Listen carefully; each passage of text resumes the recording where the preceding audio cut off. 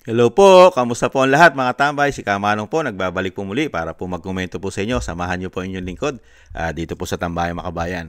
Magandang umaga po, tanghali, hapon, gabi, madaling araw po sa ating lahat. Saan masulok ng ating bansa o mundo tayo naroon, naway maingatan po tayong lahat mga kabayan. Umpisa na po natin mga tambay. Ito po, no mga nakarang oras lang po ay kanina umaga, halos po ay nagsalita po ang Vice President na sinasabi niya po na hindi siya maghihiganti. Hindi naman siya maghihiganti, mga tambay, sa ginawa po sa kanila at sa dating Pangulong Duterte. At yung sinasabi pa pakikipag-ayos ay hindi naman po priority ng Vice President na makipag-ayos naman po sa nanunungkulan po ngayon na binagoong ang Pilipinas, mga tambay. Pakinggan po natin ang balita at komentuhan po natin. Hindi raw mahalaga para kay Vice President Sara Duterte ang anumang hidwaan sa pagitan nila ni Pangulong Bongbong Marcos. Sinabi niya yan matapos bisitahin ang amang si dating Pangulong Rodrigo Duterte sa The Netherlands. Magbabalita si Rainiel Pawid.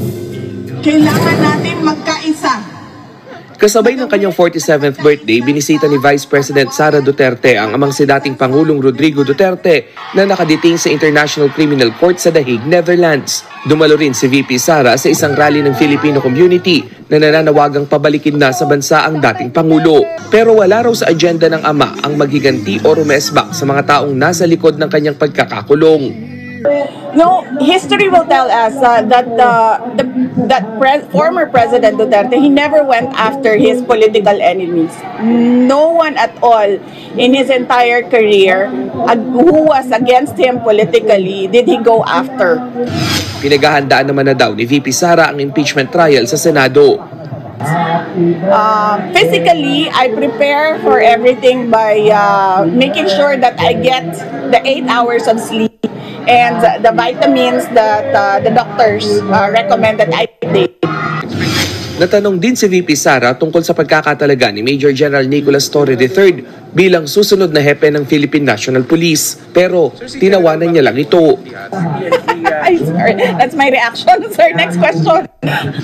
Matatandaang si Torre ang nanguna sa pag-aresto kay dating Pangulong Duterte sa tulong ng Interpol.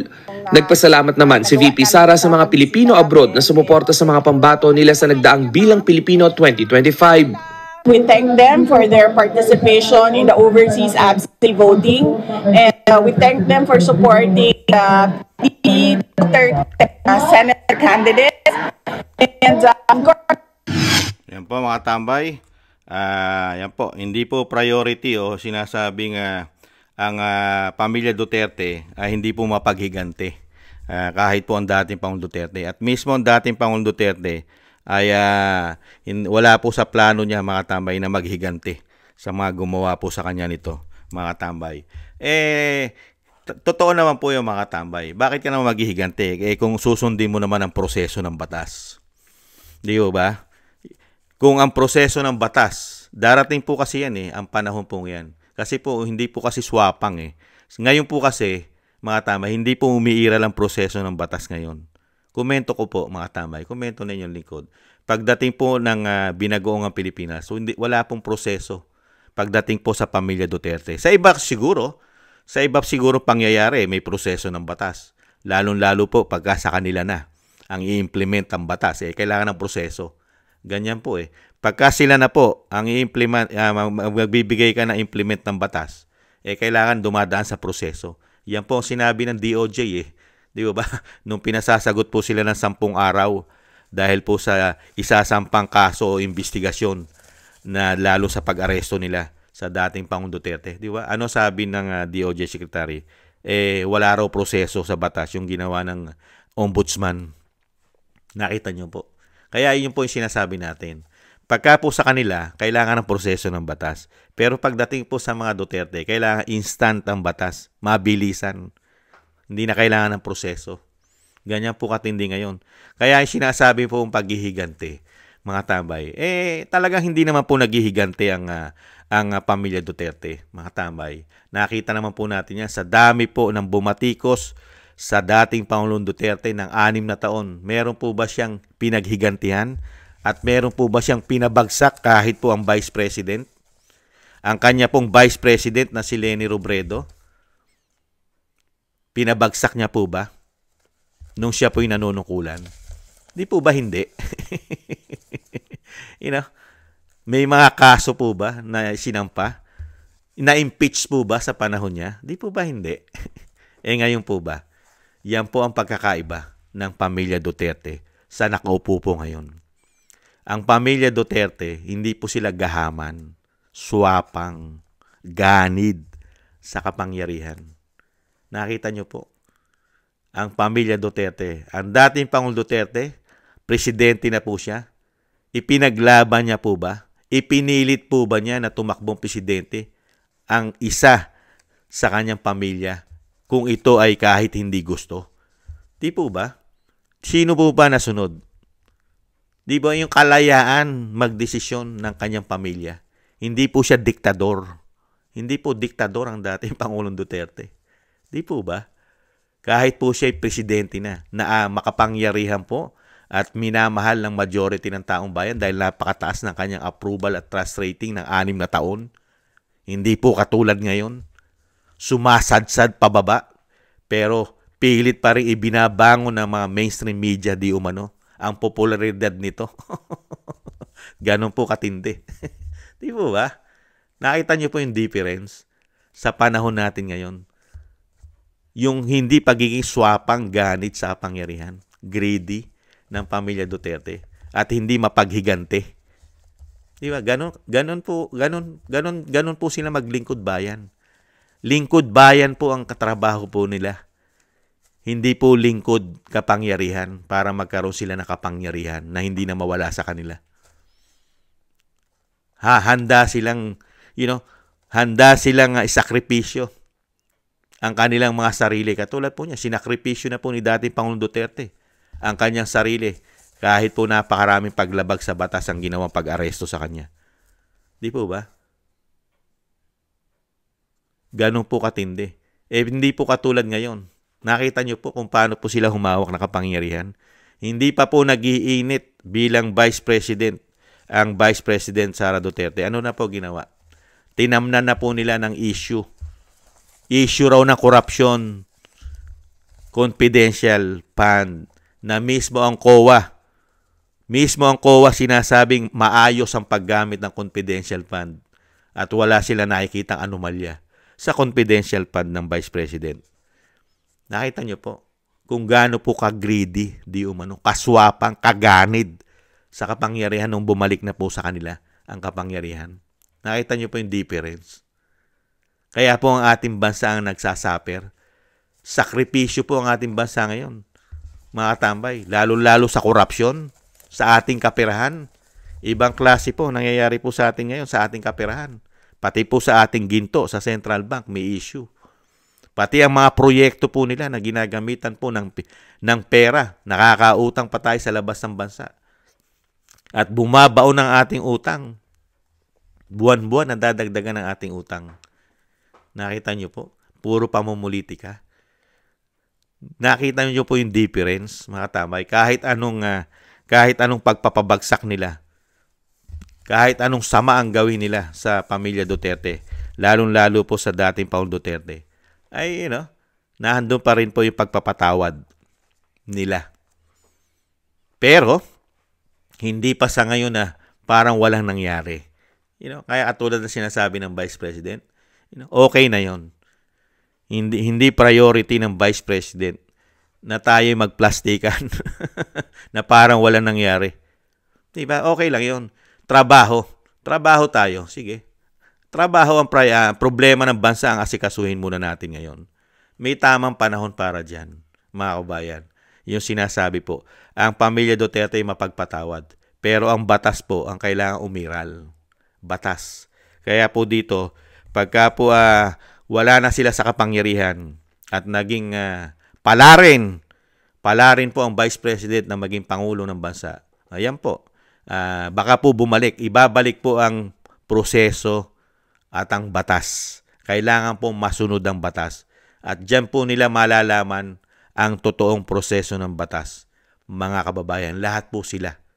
Pati po ang pinagtatawanan at natawa na lang po ang ating Vice President nung marinig po niya na ang tinalaga na PNP chief ay si General Torre.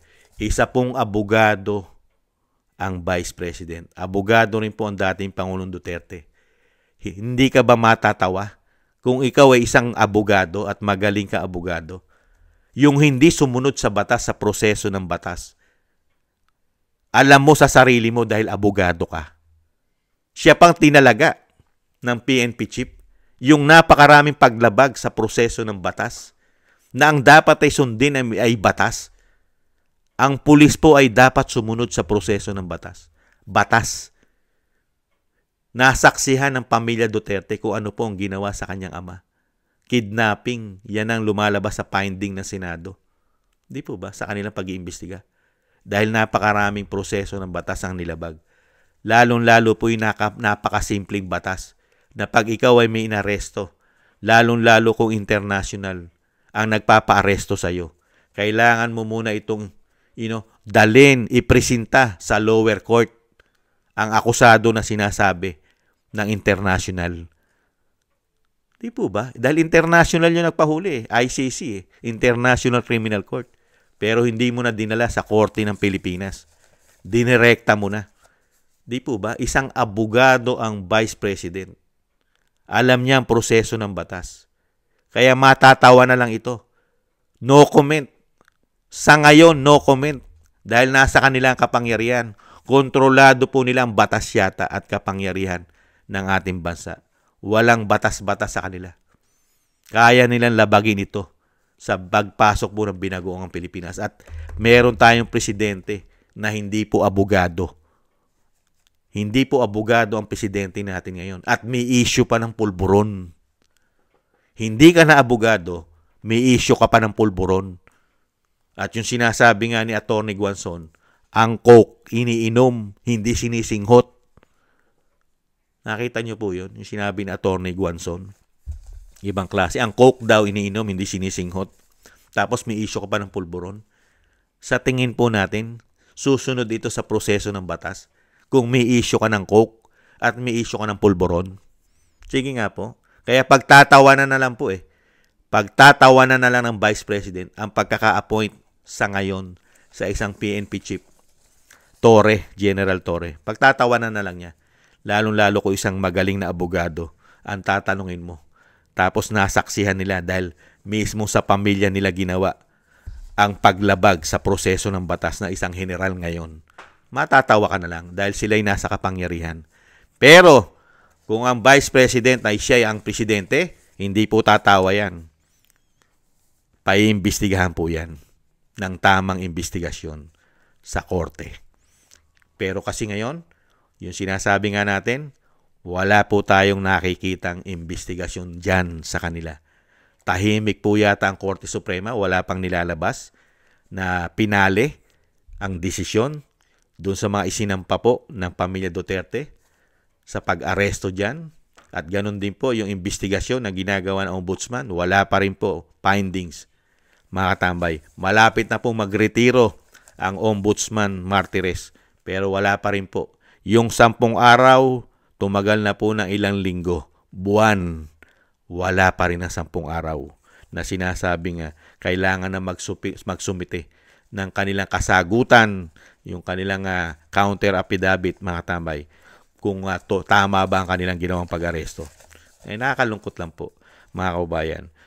Yung impeachment naman po, handa naman po dyan. Sinagot naman po ng Vice President. Handa naman po ang Vice President anytime. Dahil ang Vice President po ay walang tinatago. At yung sinasabi po ng COA, ang Vice President ay kumpletong nag-submit ng dokumento. Mga tamay, dokumento at may mga resibo. Dokumentado po. Kaya po wala kinatatakutan po ang Vice President. Dokumentado po lahat ang pera na hinawakan po ng Office of the Vice President. Kaya po, ang kanya pong legal team anytime, ang delayment po ng kanyang impeachment ay wala sa Vice President. Wala po sa kanya. Kung ito ay hindi matuloy, wala rin po sa kanya. Wala rin po sa kanya. Nasa kamay na po ito ng mga politiko na tinatawag po na hindi naman po lahat ay tinatawag na buhaya ng mga politiko. Meron naman po mga hindi buhayang politiko riyan, mga ilan-ilan. Kaya po yung kapalaran ng Vice President, mga tambay, nasa mga buhaya na pong politiko di umano. Hindi na po hawak ng Vice President ang desisyon ng Senado. Nasa kanila po yan. Iniintay na lang po ng Vice President kung kailan po nila i-schedule ang hearing niyan. Ngayon, kung hindi po matutuloy yan, hindi po kasalanan ng Vice President yan. Mga senador po yan. Bahala po sila riyan. Ang Vice President, anytime, hindi po takot yan sa hearing. Hindi po takot ma-impeach yan. Yung sinasabi nga po ng pamilya Duterte, sila po ay hindi takot mawala sa kapangyarihan. Dahil taong bayan po ang nagluklok sa kanila. Hindi po ang mga politiko. Hindi po kasi naglilingkod ang pamilya Duterte sa mga politiko. Sa mga korap, sa mga buhaya. Di umano. Yung taong bayan. Kaya po sila, kahit ano po ang gawin nyo sa kanilang pagpapabagsak, hindi po kawalan po sa kanila yan, mga kababayan. Dahil kaya naman po nilang tanggapin yan. Kung yung pagpapatapon nga na walang proseso ng batas, natanggap nga eh. Natanggap. At nakapagpatawad pa ang dating Pangulong Duterte sa kanila. Nakita nyo po yung pagiging makabayan. Dahil alam sa sariling dating Pangulong Duterte na wala siyang nilabag. Dahil kailangan niya protektahan ang bansa sa nangyayari po sa ating bansa. Lalong-lalo po sa problema po ng pulburon at kriminalidad. Lalong-lalo na handyan pang makakaliwa. Di po ba?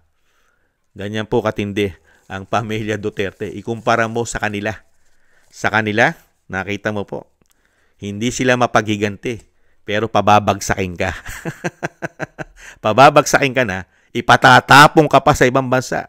Ganyan po ang mga puso nila at isipan. Matitino po sila mga tambay. Mabubuting mga politiko po sila sa binagoong Pilipinas. Yung trabaho na dapat nilang gawin ay hindi po nila nagbinibigyan ng solusyon. Kailangan priority muna nila mga Duterte. Ngayon, ang Vice President, nasa yung kapalaran ng Vice President ay nasa kanila naman eh. Dahil sila ay nasa kapangyarihan. At taong bayan naman po kasi ang sumusuporta sa Vice President. Hindi naman po mga politiko. Meron po mga politiko, pailan-ilan lang po yan. Pero ang majority ng Pilipino sumusuporta sa mga Duterte at sa Vice President, mga kabayan. Pero sa ngayon po, wala pong aasahan ng Vice President sa men in uniform. Hindi naman po lahat. Yung mga matataas ang katungkulan. Yung may mga estrelya, katulad po ng 4 ang estrelya. Hindi po aasa ang Vice President yan, mga tambay. Lalong-lalo po sa natawa na lang po siya na PNP chief. Mas sumusunod po ang PNP chief natin ngayon sa International Criminal Court. Dahil mismo po siya nagpahayag. Pag nag-release po ng warrant of arrest, ay susunod po silang umaresto o aarestohin nila. Lalong-lalo po si Senator Bato. Ganyan po katindi ngayon ang ating batas. Pagdating po sa pamilya Duterte at sa mga kaalyado nito, ay kailangan ng lumitis ay ibang bansa kahit walang jurisdiction sa atin, mga kababayan. At syempre po yung pagpapasalamat po ng ating Vice President. Lagi naman po siya nagpapasalamat sa ating pong mga matitino. Sa matitino, nagpapasalamat po siya, lalong-lalo po sa suporta, mga kababayan, na hindi po iniiwanan ng suporta ang pamilya Duterte, syempre po. Dahil alam naman po natin na sila'y nasa tama eh. Ano po ba direksyon? May direksyon po ba ngayon ang binagoong Pilipinas? Sige nga. Ano po ba direksyon nila ng panunungkulan nila? Nagtatanong lang si Kamanong, may direksyon po ba? Nakalasap po ba tayo ng kaginhawahan doon sa mga promises na sinabi nila? Meron po nagsasabi, maraming proyekto raw po. Marami raw proyekto na hindi natin nakikita, lalo-lalo daw po sa mga magsasaka. Mga kababayan, ano po yun? Anong epekto po yung maraming proyekto? Nalasap na po ba natin sa buong Pilipinas maliban lang sa Kadiwa? Yung sinasabi pong programa, hanggang Kadiwa lang. Hindi pa po nalalasap ng mahigit 100 milyong Pilipino yung sinasabing programa. Kailan mo pa malalasap yan? Pag todas ka na wala ka ng kakayahan na malasap ito. Ganon. Napakarami na nga na namumblema ang magsasaka, mga kabayan. Di po ba? Nung na-vlog na po natin, mga kabayan, di ba? Yung iba nga nagpapakamatay pa eh. Di po ba? Nakakalungkot. Di po ba? Dahil nga baon na baon sila sa utang. Pagka ang palay nila ay harvesting, naisingit lang po natin, ay binabarat pa. At napakamahal po ng mga binibili nilang mga pataba at gasolina. Gamit po nila gasolina eh. Di ba? O kaya diesel. At napakarami lang gastusin. Kaya po dito mga tambay, ibalik po natin ulit sa Vice President. Ang Vice President po ay handa siya lahat at hindi po siya natatakot kung ano man ang gawin nila. Dahil mismo ang dating Pangulong Duterte hindi rin po natakot.